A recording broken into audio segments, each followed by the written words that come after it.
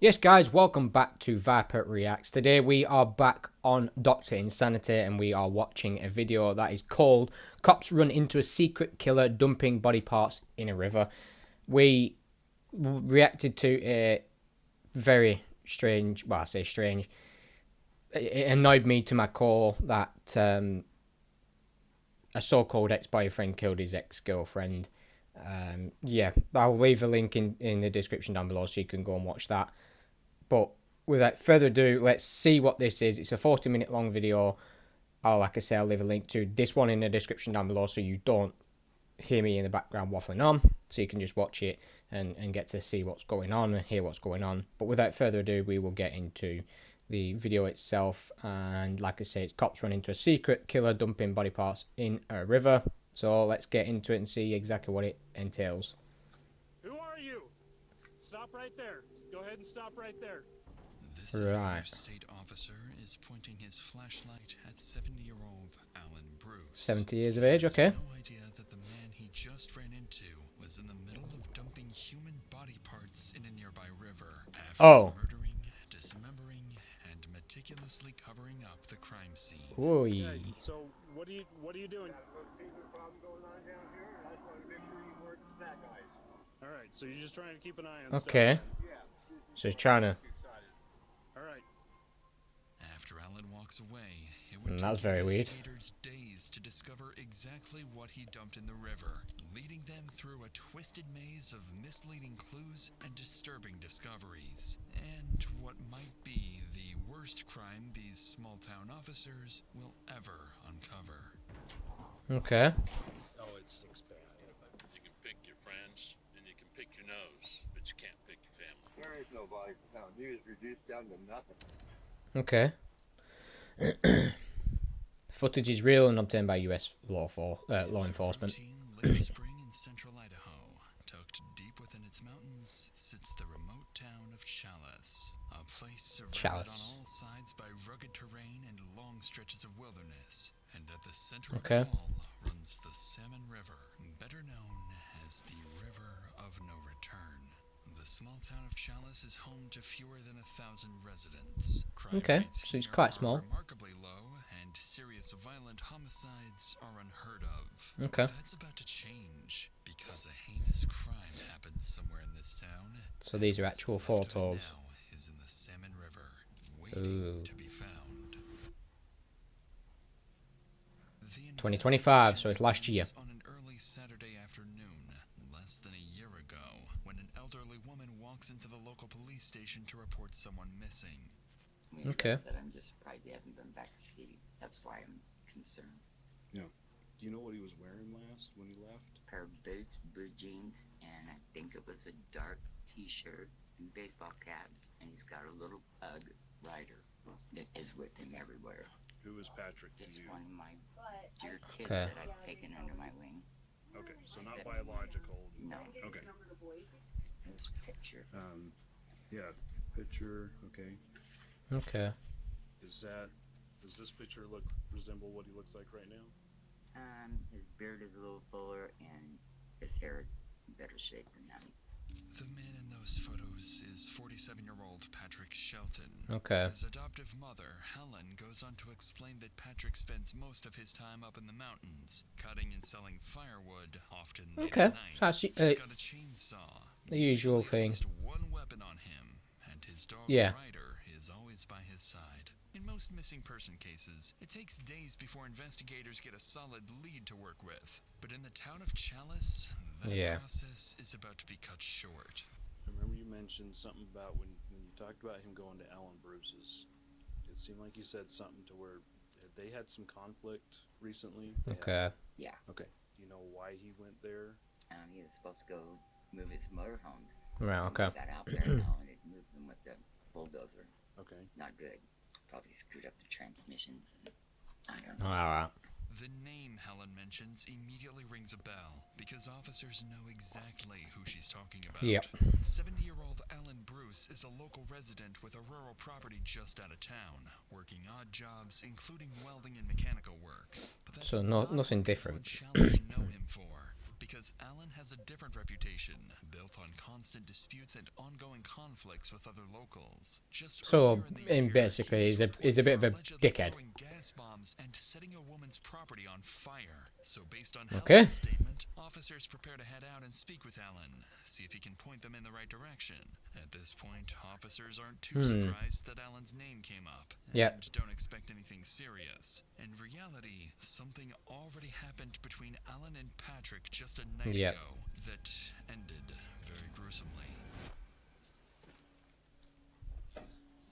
Okay. While officers are on their way to question him, Alan is still in the middle of covering things up. In So he's just a few concealing seconds, evidence already. a deputy pulls up to his property. Hey, Alan. How's it going? One thing after another. Hey, I was just coming to chat So with what you. is that? We had a report that no one knows where Pat is right now. Yeah, they don't. Oh, okay. And I just wanted to touch bases with you because I know he was getting, you got the stuff off your property, but he was going to come by to pick it up, right? Yeah, Did you ever see him on I that? did. Oh, okay. They came by here. He was unhappy, very unhappy. Okay, but just Okay. it was just all kind of verbal argument or something, or he was just okay. And he went and got his stuff then, or Well, he still has some stuff here. He said he would want to go cut some wood. He needs some money. So he's probably out somewhere out there. Maybe broke down. I don't No, know. okay. I'm just trying to create a I've just timeline realised for- I've so got I know my who last dehumidifier saw him. turned on, so I when will was that just he showed up here? turn that off. 2 nights ago. 2 nights ago, David, yeah, just turn it off. Thursday night. Okay. In the middle of the conversation, the deputy notices something off about Alan's demeanor. His responses are short. 'Cause he's looking down as well. Rehearsed. But as the deputy continues asking questions, things start He to keeps feel looking down even as well, more strange. and he's uncomfortable. And then did he hang around here long, or did he just go right over? Back and forth. Back and forth, coming back onto the property. Yeah. Does he still stab stuff Okay. here then? He does. Oh, They okay. get it all out. Oh, okay. Back that shed, that wooden shed is his. Yeah. Uh-huh. Oh, okay. The tires in it.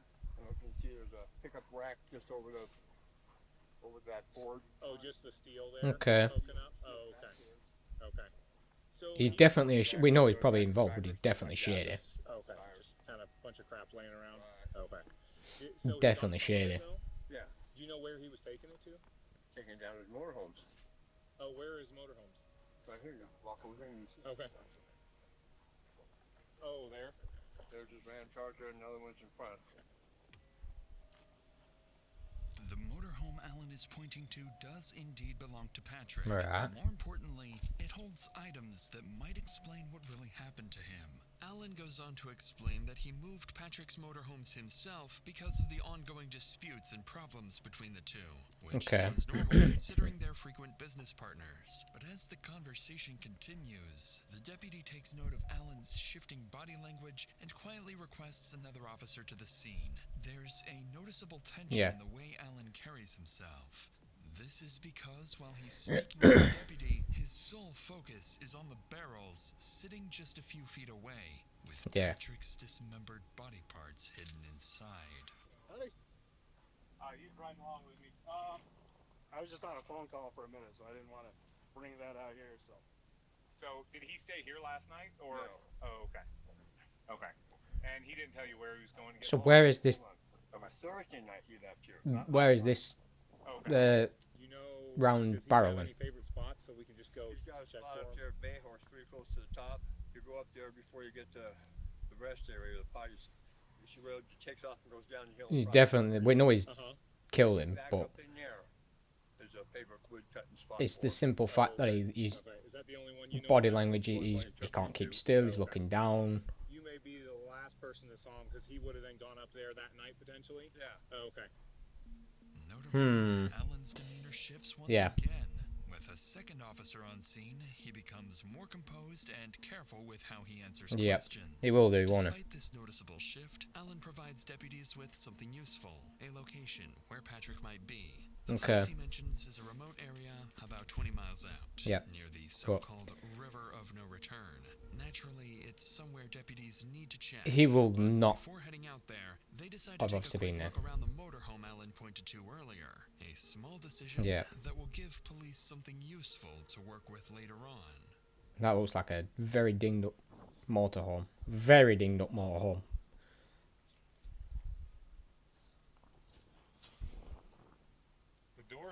it strapped closed. What? Looks like it's cut. Are these your footprints? No. Take a photo of those. Okay. Yeah, that one looks open. That looks. Where's the footprint? I think it looks cut. If that is a deadbolt, but that's an additional. I'm Yeah. assuming Alan had to access it to put it in neutral. Technically, you could be looking at unlawful entry. Yep. Clearly, the locks have been tampered with, consistent Yeah. with Alan's explanation that he moved the motorhome himself. It's a small detail, but one that could give officers grounds to detain him later on, depending on how this unfolds. Because he's but without a warrant, kind of- officers can't search inside the motorhome. He's broke so into they step back, leave the scene, Patrick and head motorhome. towards He's Big literally Hill, broke where into his Patrick might be. motorhome, At this so- stage, there is still no confirmed crime. Alan has been forthcoming, and nothing directly points to anything serious just yet. But by the end of this Okay. night, police will have more than one suspect on their hands, and what might be the worst crime this town will ever see. Wow. But before we get to that, it's important to note that cases like these can No, let's affect see. the mental health of both the We already know what officers this is gonna and be. the innocent people involved. And stressful situations in everyone's life can often This have is the an same ad. effect. I hit a point where trying to So- move on wasn't working, and I didn't really have anyone I could talk to without it gonna be feeling an ad? like I was a burden or worrying about how they'd react or what they'd think. And that's when I realized having Yeah. someone completely outside your life who can give you a clear, unbiased perspective actually We'll makes a just skip that because we don't want. Roughly 2 hours later, deputies arrive at Big Hill, where Patrick was known to frequent for cutting firewood. On the Nearly 2 hours deputies later. notice tire Okay. marks and begin following them. And as they continue along the trail, they spot something in the distance. A red pickup truck matching the description of Patrick's vehicle, with a damaged windshield.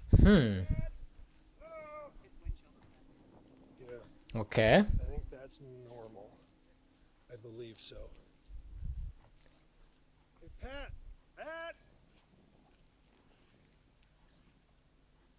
Pat, it's the Custer County Sheriff's Office! Can you hear us? Dog's in the seat.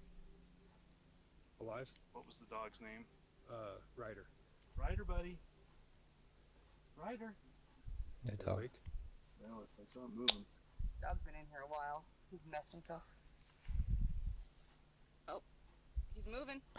Doggy. It's definitely a he, by the way. Hi, baby. Oh, you're okay. We're gonna get you some water, okay? Where'd he go? Where did he go? Miraculously, Patrick's dog Ryder is still alive after 2 full days. How? But he's severely dehydrated. As deputies pull Ryder from the vehicle and give him water, they notice something else. Patrick's chainsaw is he's missing. from the truck, suggesting he might still be somewhere nearby. And while they discuss their next steps, Ryder suddenly begins reacting to something in the air. Dogs like Ryder have a sense of smell up to 100,000 times more powerful than humans, comparable even to trained police canine units. Without realizing it, officers have stumbled onto their strongest lead yet, and Ryder might guide them directly towards the answer they're looking for. Poor buddy. What's up? No. So that makes me think he could Yeah. be down lower if he would, because his chainsaw's not here. Yeah. He always has his chainsaw. I'm thinking so. I'll go with you. I kind of want to walk down there and see if his behavior still points that way. Right. Let's walk him. Come on. So they're gonna walk Ryder, the dog, and see. Is he going to? Dude, you gotta give me a break. She's tired, but Ryder's like, nope.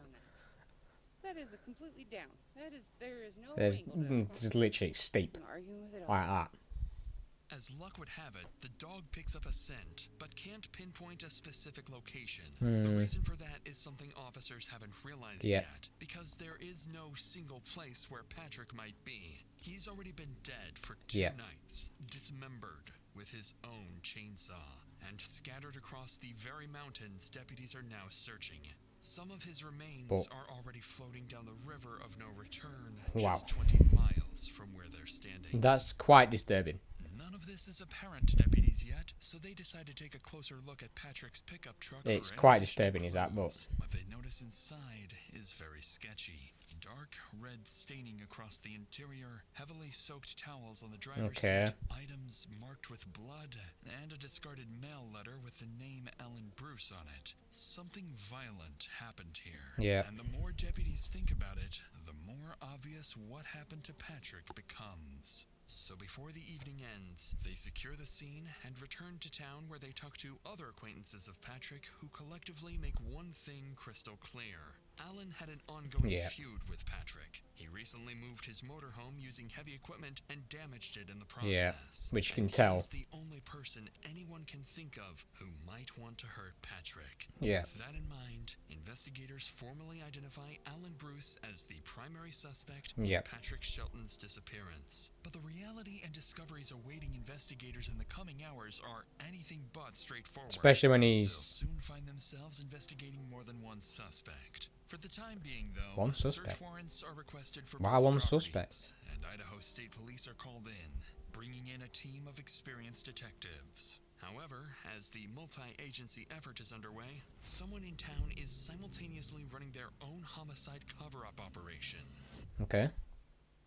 As night falls, Very confusing. Alan moves quietly, continuing to dump body parts and evidence in the river, and burning anything that could tie him to what he's done. Yeah. At the same time, police's search and rescue units are mobilized, preparing to comb through the surrounding terrain for any sign of Patrick. Around midnight, Don't know Deputy Mike how. is sent to patrol near Patrick's truck, monitoring the area in case anything changes. Yeah. A few hours into his shift, something does. And there he is. Alan. Alan is there. Who are you? Stop right there. Just go ahead and stop right there. No, that's very, very sketchy. What are you coming out here for? That guy there, Patrick Shelton, that's his stuff. I'm kind of looking after a little bit. Okay. Car down here, and I come down here to investigate, see if someone's ripping him off. Okay. Okay. Okay, well, I turned my lights on. You can clearly see red flashing, blue flashing lights. Yeah, you had your lights on me. I couldn't see where I was going. Okay, I'm saying I turned my blue lights on. Yeah. And you were still spotlighting me. And then I told you, I instructed you to turn it off. Okay. I don't like lights in my eyes about as much as you don't. You know, you had yours and mine, so I guess we're even. No, it's not even. Okay, so what are you doing? This You're guy just is keeping an eye very... Patrick Shelton. Okay. Hmm. Got a little fever problem going on down here, and I just want to make sure you weren't that guys. You having a little what problem? Thievery. What? Thievery. Okay. Doc Ethan Kelly. Okay. He'll tell you. Okay. All right. So you're just trying to keep an eye on stuff then. Yeah. Which is which we know is a lot of bullshit, but Okay. hey ho. If I got you excited. All right. So we knew he was going to go to. 270, 240. We can calm down. I'm code 4. We know In complete darkness, Alan Bruce suddenly appears. that Alan was probably going to go to Patrick's motorhome Last person to see Patrick alive. He's and been do in a something. dispute with him, moved his motorhome Yeah. after he disappeared, and now he's out here in the middle of the night claiming he's checking on Patrick's property, Which is and bullshit. protecting it from theft. Again, In reality, bullshit. He came here to finish what he started. Yep. To destroy evidence he didn't have time to deal with earlier when deputies interrupted him. Yep. Worse yet, just minutes ago, he was at the River of No Return a couple miles away, disposing of what was left of Patrick. Deputy Mike doesn't know any of this yet, but this creepy encounter makes it clear that Alan knows something police don't. Yep. Unfortunately for him, this is where things begin to crumble. Start to Because crumble. coming back here tonight is the mistake that's about to collapse. He made a his very big entire mistake going back there to try operation. and cover it up. 3 days since Patrick went missing. In the early hours Wow. of the following morning, investigators use the overnight developments and the encounter with Alan to accelerate the approval of Yeah. search warrants. With everything they've seen so far, it's clear Alan knows something they don't, and they need to find out what that is. What it is. To do that, they put a plan in motion. First, get Alan off the property, search it, They won't and if any hard evidence get is him off the found, property. bring him back and confront him with it. So while detectives get the search warrants approved, one deputy is sent to Alan's property with a simple objective. Get Alan Get him. into the car and keep him away from Yeah. the property to avoid destruction of any evidence. Yep. Alan, on the other hand, believes he's already taken care of all the incriminating evidence, and that Which he there's nothing left hasn't. to find. When Deputy Kelly arrives at the lot, Alan has no clue how quickly his entire cover-up plot will come crashing down Yep. on him. Hey, Alan. How's it going? Hopefully your day's a little better than when I last ran into you. You said everything was... Well, your truck's still broken down, I guess, so maybe that's not the case. Doing all right? You can just hop in the front there. Sure hoping to, deputy. We got no business. Yeah, he's still got stuff on your property, too, to get off, too, huh? So, I mean, y'all were getting along for a while there, but then... What happened there, even? He just started accusing you of stuff, or... Yeah. And there was nothing I could say to convince him that wasn't. Well, I appreciate you being available to just Okay. chat with them a bit more. They're the professionals. They've got questions. So they're at least... Even as the deputy tries to subtly probe for more information, nothing useful comes out of it, and Alan sticks to his story. Yeah. Interestingly, though, Okay. Alan appears noticeably more relaxed, likely because he's confident that there's no way police Yeah. can tie him to a crime. Roughly 30 Yeah. minutes later, deputies and detectives arrive at the property. While Alan So they've waits got the inside search his warrant- car, search the warrant, discovery probably. of the evidence he failed to cover up starts with Patrick's motorhome.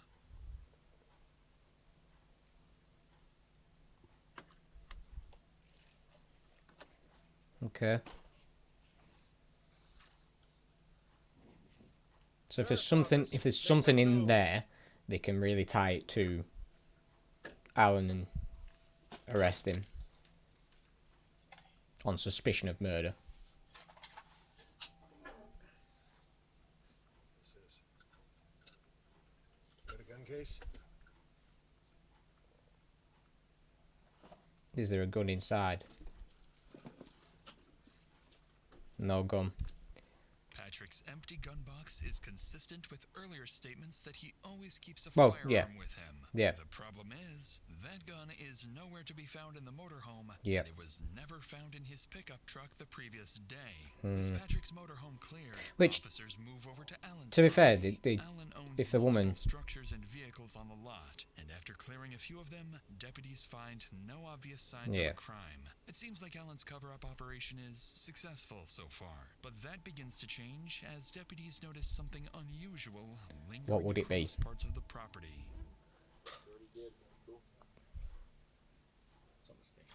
Oh, it's Yeah. bad. So we're just gonna hold on this trailer till we can get keys. If he won't give us keys, then Yeah, you we'll go can. from there. But we need to hold on this until Yeah. we get that. Do we want to call out the cadaver dog? Let's go ahead and do it while we're here. We've got it cleared. It might be the best way to Yeah. get something to hold him. As the search continues, deputies can smell an odor of burnt meat across parts of the lot, but no clear source. After checking around the structures again and searching Burnt the open meat. areas, they can't find anything. So he's- to pinpoint the source, deputies call in a cadaver That's just dog shouldn't have shivered to down my detect human spine. remains. And a few minutes later, police canine Spy And that arrives is on scene. After very running the disturbing dog and across the disgusting. property, Spy begins alerting to the presence of something inside a set of barrels. Yeah. I'm rolling.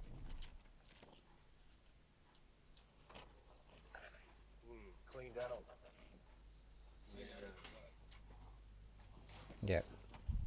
So it's not looking. Yeah. That's quite disgusting and disturbing. Yeah. We got our window. In a burned lot. Yeah. Latex gloves, windows. Yep. And doggy treats. I'm gonna get a backed up picture. Yeah.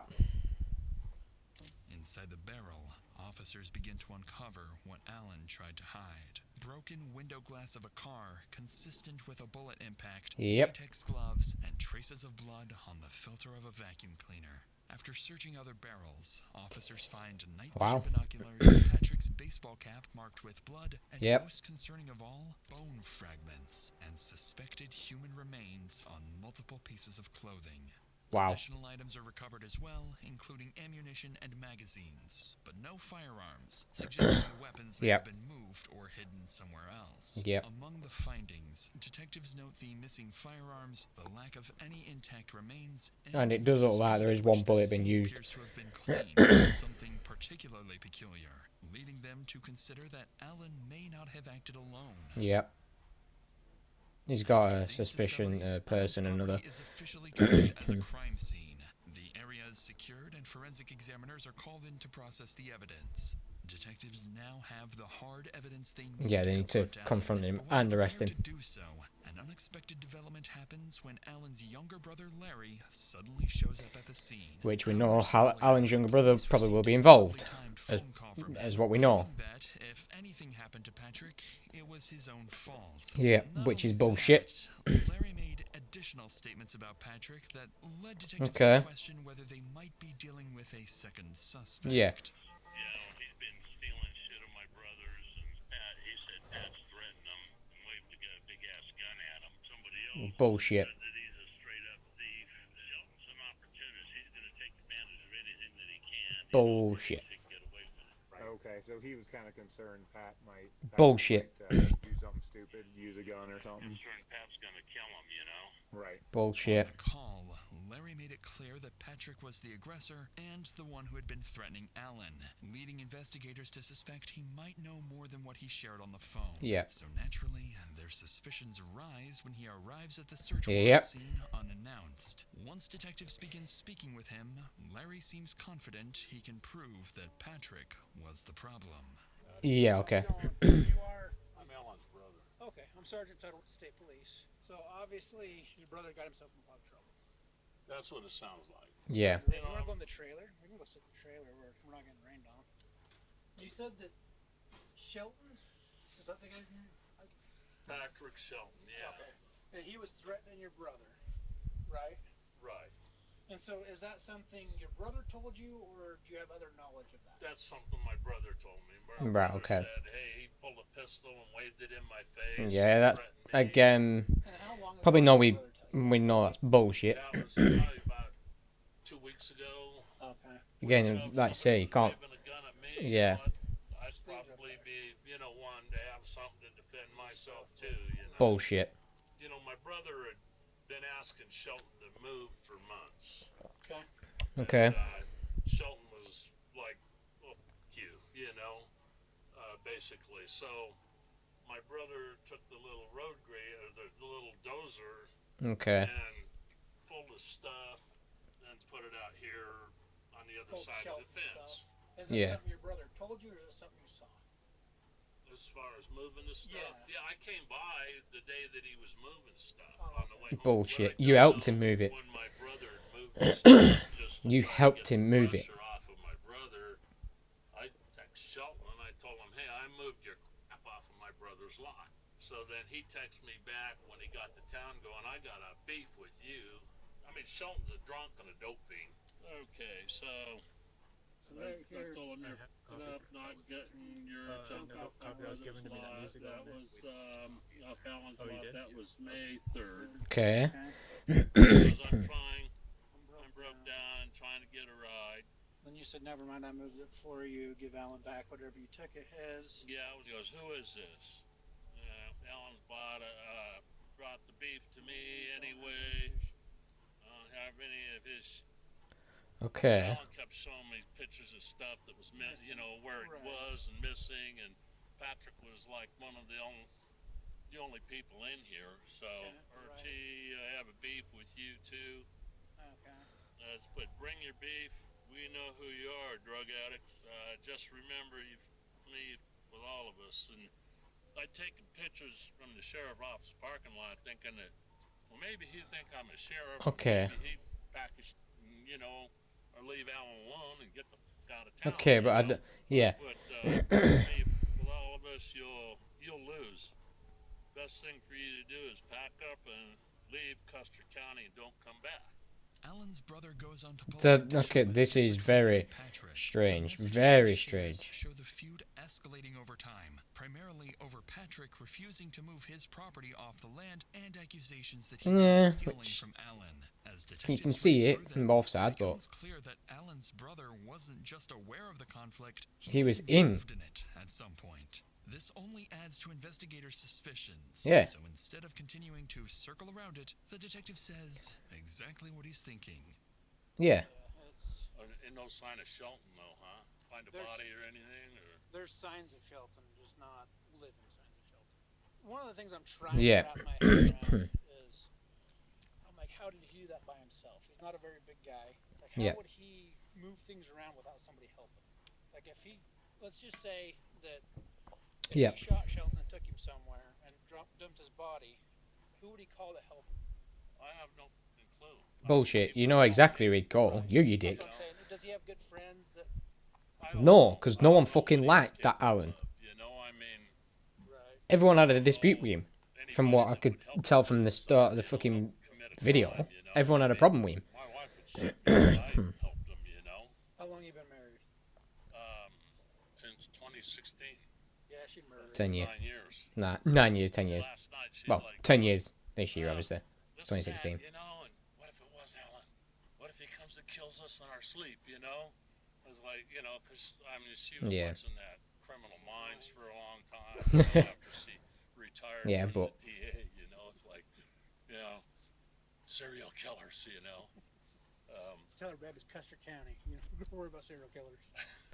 When it's all said, Until you see this one. everybody will know everything. Yeah. You can pick your friends, and you can pick your nose, but you can't pick your family. On that interesting And then that- remark, Larry shifts from defending his brother to no longer being certain, and begins to see things the way investigators do. Yep. With nothing else to add, police But wrap up the interview with Larry. we know he knows more than he's laying off. Now they can So finally turn their attention back to Alan, who's still sitting in the car, completely unaware of what's just been uncovered on his lot. At this point, investigators have enough to place Alan under arrest and pursue homicide charges. The problem But they won't do that is yet. They don't have a body, No. and they don't have a confession. Nope. Both of which are critical in building a solid case, especially when it comes But they to to arrest proving him. exactly what happened and how. But with the evidence discovered on his property, this is their best chance to confront Alan directly and push for a confession. The stakes are extremely high. If Alan places But from the first meeting, he was very agitated and all this. He was moving, looking down. Yep. You've got a cadaver dog hitting on other spots on the property that have bone fragments. Yep. And the only thing that dog was trained to hit on is dead humans. You know, there was only 2 people Yep. that night, you and him. Right? There's nobody else that I can talk to. Can't find him. And if you didn't do it and somebody else did, can you point me in the right direction? Can't do that. I don't know anybody else is out here. Well, that's like I said, I don't either. Yep. So your only prime suspect is him. This, Alan continues his denial. But this is exactly why investigators brought him back to the property. Yep. It's a part of a strategy known as crime scene exposure. Yep. So then he can really see the crime scene and hopefully. Like the scene itself or key pieces of evidence. This creates psychological pressure, making it harder to maintain a lie, and often triggering unexpected reactions or slips in their story. Yeah, so hopefully they can get the answers that they need. If he will finally break. Well, we want to be able to tell the prosecutor you helped us every which way you could. I can conduct my case and go to prison for the rest of my life. What? I don't know. I can't tell you what the prosecutor. Yep. You don't have to go through nothing right now. So the way it works here is he doesn't feel like we should let you stay free, right? Yep. So we're still going to continue to investigate this case with your help or without your help. We're still going to dig through. I mean, there's still some things that concern me, and I don't know if you were asking about who drove the truck up in the mountains. Nobody drove it. I towed it up there. Oh, you towed it up there? Yeah. Okay. With which vehicle? Why? Okay. Patrol barn towed it up there. Why? Oh, okay. What'd you do with the dog? Left it in the truck. So, I was in dispatch, but they're not just in the truck. Maybe maybe more. Yeah. which they did. Oh, the dog didn't do nothing. I didn't want to kill it. Yeah. Yeah, it didn't do nothing. Yeah. So, Okay. It's just, I mean, we're in a rock and a hard place right now, right? It's where we've been all day. So, It's where we're going to continue to be until we can. at least said he tore it up there and he left the dog there. Well, before you take it, yeah, I'd like to lock on it. So. Okay. Well, yeah, we're not going to leave this unsecured. Yeah. I mean, we'll lock it all up and bring you the keys. Close the gate. Yeah. I didn't call. I'm in trouble. Well, that's part of it, but Yeah. you also destroyed some evidence. What did you do? I don't know. I've never been in that situation. Alan, dude, come on. Did you burn a body? Come on. Yeah, I did. And you didn't tell anybody. So, like, look at it from our point of view. You know, we gotta do the right thing for Patrick's family. You know what I mean? We gotta try to find that body. You know, we gotta do the right thing for his family. There is no body found. He was reduced down to nothing. Nothing. Did you chop him up? No, I threw him in a burn barrel with a bunch of wood underneath him. Yeah, I chopped him up. Like, I took a chainsaw to him. Wow. Okay, where's the chainsaw? It's gone. It's Found gone. Did you throw it in the river? I got rid of it. Believe me, I burned it. You burnt the chainsaw? Yeah. Is it in the barrel? And I've never chainsawed a body, but I think there would be like blood and skin and gristle and stuff. You know. Yeah, it was ugly. And so, like, where's that at? How did you clean that up? Took a shovel and rake, ripped up everything I could, walked it down with a hose, and put Clorox on it. Well, at least he's being honest. He's telling the truth. Keep the burn barrel burned on it last day. Alan finally cracks, admitting that he. I don't think he cracked. I think because they were pushing and pushing and pushing. So, rather than just cover it up. Investigators turn their attention to a critical question. Did Alan act alone? Yep. Or is there something even darker he's still hiding? His brother, probably. Before detectives can press further, Alan makes a surprising claim. He came up with that pistol. We're going to do it. And we're not Again. We're not arguing that point. We're just trying to figure out, like, what you did with the body, how you did it, and where it's at, if there's anything left. Not much. Did you have any help with it? I see for you shoot, shut up, and shovel. Do you see our point? I mean, what we're trying to do at all, Alan? I tried to hide it and get away with it. Yeah. Yeah. And like I said, we're just trying to, you know, get some closure for his family and present the picture so that everybody understands why you did what you did. Yeah. Said you better pull the trigger. Mother, things coming up with the gun. At that point, it was me or him, but. Despite Alan's claims that he killed Patrick in self-defense, it hardly explains the brutality and concealment that followed. Following this, Alan is arrested and charged with first-degree murder, along with multiple additional charges. Later that day, dive teams and officers are sent to the river area where Alan claimed he dumped the remains. But despite extensive search efforts, nothing of evidence They would have never found it. recovered. In the days that follow, police obtain a warrant to search Alan's phone, where they find the most critical evidence in the case. On Alan's phone, detectives find a hostile exchange from May 7th, where Patrick texts Alan, "You will be seeing me soon. Make your peace." And Alan responds, "Never be at my place after dark or else." But it's in the camera roll where they find what they had been unable to locate for days. His body. A photo of Patrick, dead inside the cab of his truck with his silver pistol next to him. The photo was taken at 6:25 a.m. on May 8th. When asked about it, Alan claims he took the photo as proof, in case he ever needed it. Yeah.